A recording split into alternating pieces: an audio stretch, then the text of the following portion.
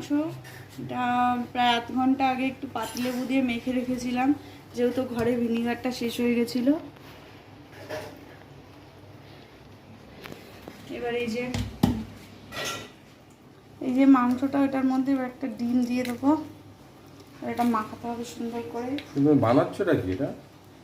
বানাচ্ছোটা কি? বানাচ্ছি, দেখো কি বানাচ্ছি। এবার একটু আদা রসুনের পেস্ট দিলাম এটার মধ্যে,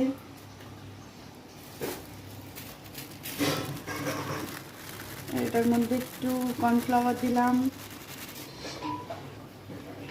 এর মধ্যে হালকা একটু লঙ্কার গুঁড়ো দিলাম, এটার মধ্যে একটু দিতে লাগবে, কিছু করার নেই। হালকা একটু গরম মশলা গুঁড়ো, অল্প একটু সোয়া সস, এই 1 চামচ মতো চিলি সস, আর এই 1 চামচ মতো একটু টমেটো সস। আর এই যে একটু স্বাদ মতো নুন দেবো। এবার এই মশলার সাথে চিকেনটাকে সুন্দর করে মাখিয়ে নিতে হবে।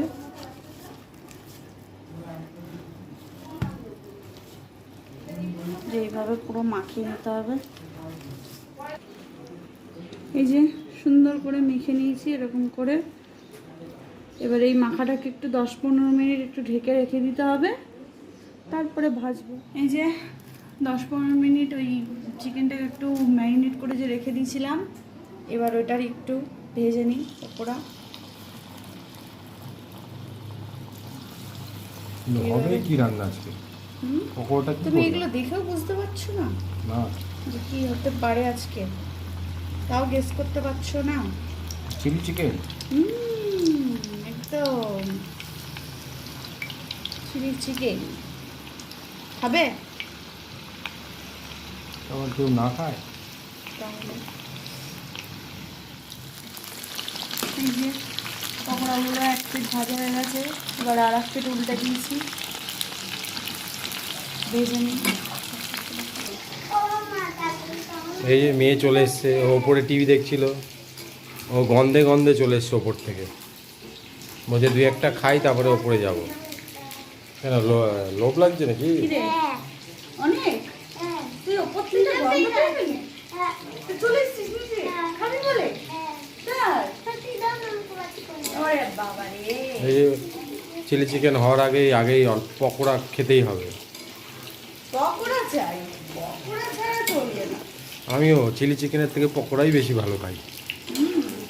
আমার চিলি চিকেন না দিলেও চলে, পকোড়া দিতেই হবে। পকোড়া দিতেই হবে, পকোড়া না দিলে চলবে না। এই যে দেখো না একজন চলে এসেছে পকোড়া খাওয়ার জন্য। শিগগিরি দাও, শিগগিরি দাও। এদিকে পকোড়া এক ধাপ ভালোই হয়ে গেল, যে সেরকম সুন্দর করে লাল লাল করে ভেজে নিতে হবে পকোড়া। একটা দাও না, দেখো বাড়িতে খাই। হ্যাঁ একটু তুমি ভেজে দাও না একটু পকোড়াগুলো, আমি একটু দোকান থেকে আসছি। ভেজে নিই, পাইলে যাচ্ছে দোকানে তো টেস্টি টেস্টি, কিন্তু আজকে পরিমাণটা কম। চিলি চিকেন হবে, শ্বশুর শাশুড়ি আসার কথা, পরিমাণটা কম। পকোড়া বেশি খেলে আবার পায়ে একটু রেগেও যেতে পারে, কারণ পরিমাণটা তো কম, ওরাই বা খাবে। তাও আসুক ততটা একটু খেয়ে নিই।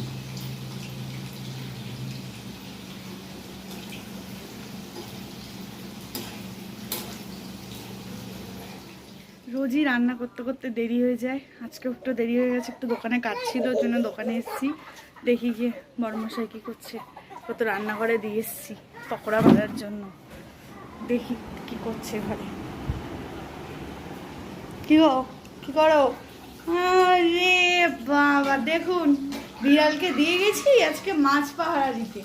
পকোড়া এক হাত দিয়ে ভাজছে, এক হাত দিয়ে মুখে ঢুকছে। আহা এত ভালো খায় পকোড়া, দেখুন এক হাত দিয়ে ভাজছে, এক হাত দিয়ে খাওয়া চলছে।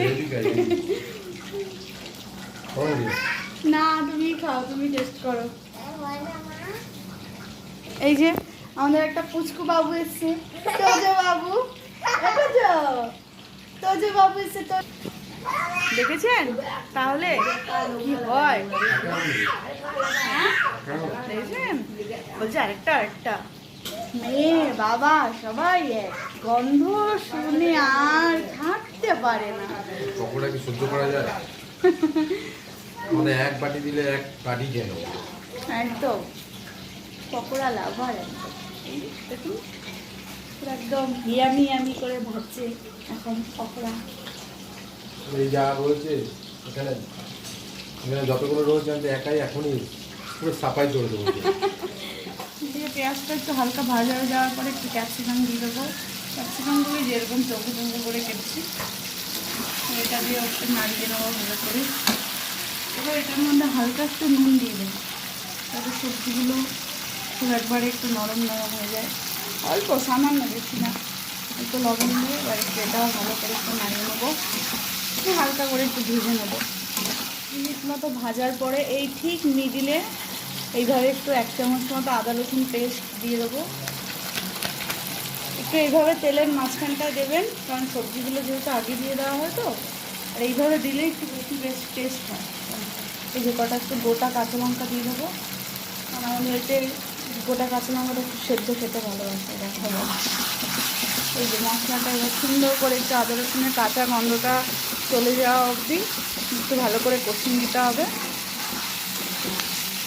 কাঁচা গন্ধটা চলে যাওয়া অবধি তখনই হবে। এই যে মশলার কাঁচা গন্ধটা চলে গেছে, এবার এর মধ্যে এই যে এই যে 2 চামচ মতো একটু সয়া সস দিলাম। যেহেতু চিলি চিকেন ওই জন্য একটু চিলি সসটা একটু বেশিই লাগবে দিতে। এবার একটু টমেটো সস দিলাম। এই সসের পরিমাণটা চিলি চিকেন একটু বেশি লাগে, তাহলে একটু চিলি চিকেনটা খেতে বেশি দারুণ লাগবে। এবার হালকা একটু স্বাদ মতো নুন দিলাম। এটা একটু ভালো করে এবার নাড়িয়ে নেবো।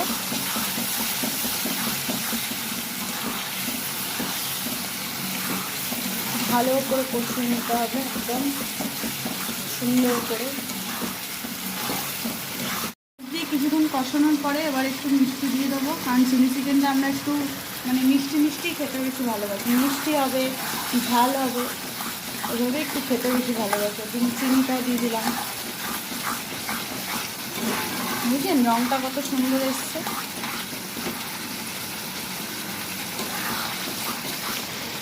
এই যে এবার মশলাটা একটু ভালো করে বেশ কষানো হয়ে গেছে। এবার এর মধ্যে একটু পকোড়াগুলো দিয়ে দেবো। এগুলো ভেজে রেখেছিলাম, এবার এটার সাথে মশলাটার সাথে একটু পকোড়াগুলো ভালো করে একটু মিশিয়ে নেবো।